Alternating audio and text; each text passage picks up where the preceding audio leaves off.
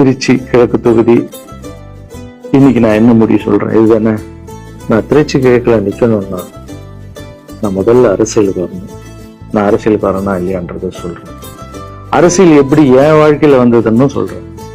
உங்களுக்கு நல்லா தெரியும், என் வீட்டுல குழந்தைங்களை வளர்த்துக்கிட்டு நான் பாட்டு சோசியல் சர்வீஸ் பண்ணிட்டு இருந்தேன். மாற்றுத்திறனாளிகிட்ட சொல்லி கொடுக்குறது, ஓப்பனர் சர்வீஸ் பண்றது, பசங்களை படிக்க வைக்கிறது, ஸ்போர்ட்ஸ் எல்லாத்துலயும் என்னால முடிஞ்ச வரைக்கும் பண்ணுவேன். என்னால முடியல மற்றவங்கிட்ட கேட்டு பண்ணிட்டு. அப்படி பாத்தீங்கன்னா நண்பர் விஜய் சார் கிட்ட பேசிட்டு இருக்கும்போது நான் வர அரசியல்ன்றாரு.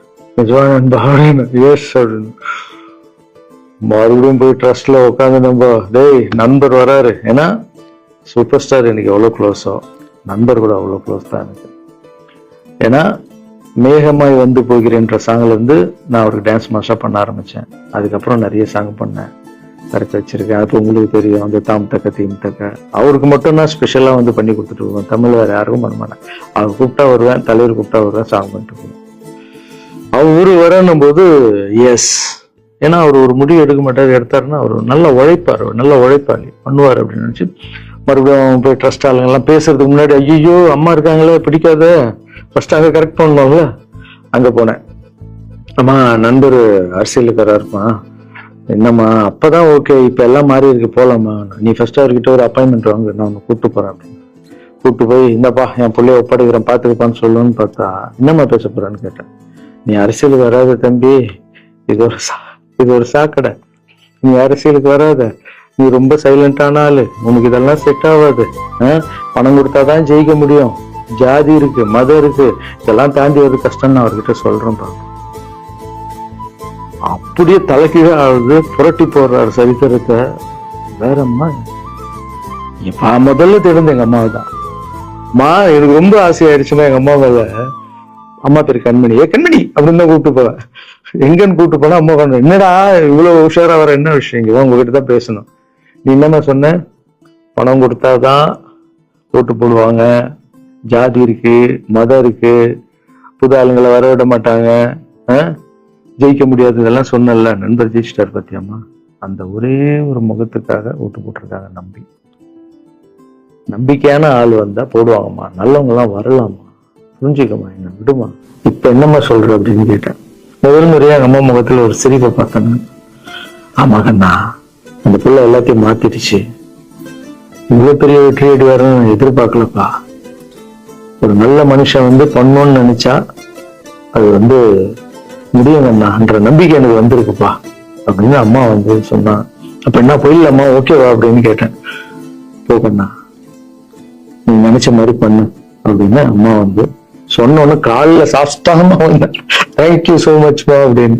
ரொம்ப ஹாப்பி நானு. அம்மா ஓகே சொல்லிட்டாங்க அரசியலுக்கு வர்றதுக்கு. இப்போ நான் தாய்க்கு நிகரான்னு நினைக்கிறேன்.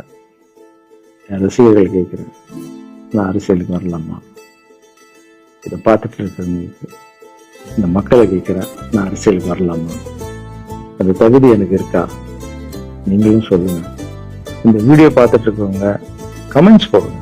பசங்களா, இவங்கதான் என்னுடைய 22 வருஷத்துடைய உழைப்பு.